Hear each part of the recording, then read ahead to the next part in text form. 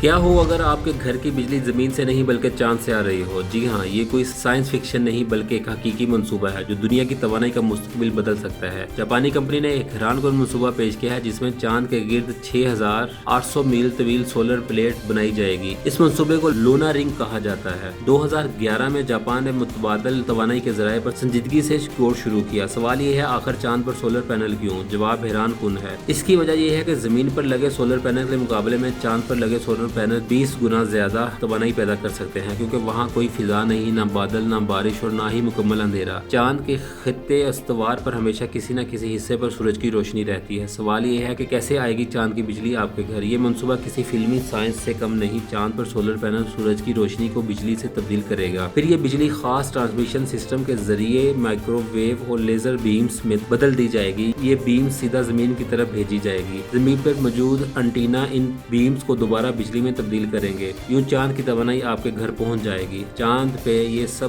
بنانا آسان نہیں، اس لیے اس منصوبے میں انسان نہیں بلکہ روبوٹس مرکزی کردار ادا کریں گے۔ زمین سے کنٹرول کیے جانے والے روبوٹس چاند کی سطح کو ہموار کریں گے، مٹی نکالیں گے اور پورا سسٹم تیار کریں گے۔ انسان صرف معاون کردار ادا کرے گا۔ دلچسپ بات ہے کہ چاند کی مٹی سے ہی تعمیراتی سامان تیار کیا جائے گا۔ ہائیڈروجن کی مدد سے پانی اور آکسیجن بھی پیدا کی جائے گی۔ اس منصوبے کا ہدف صرف بجلی پیدا کرنا نہیں بلکہ دنیا کو مکمل طور پر فوسل فیول سے نکال کر ہائیڈروجن بیسڈ انرجی سسٹم پر منتقل کرنا ہے۔ اگر یہ منصوبہ کام ہو گیا تو وہ دن دور نہیں جب زمین کی بجلی کا دار و مدار چاند پر ہوگا۔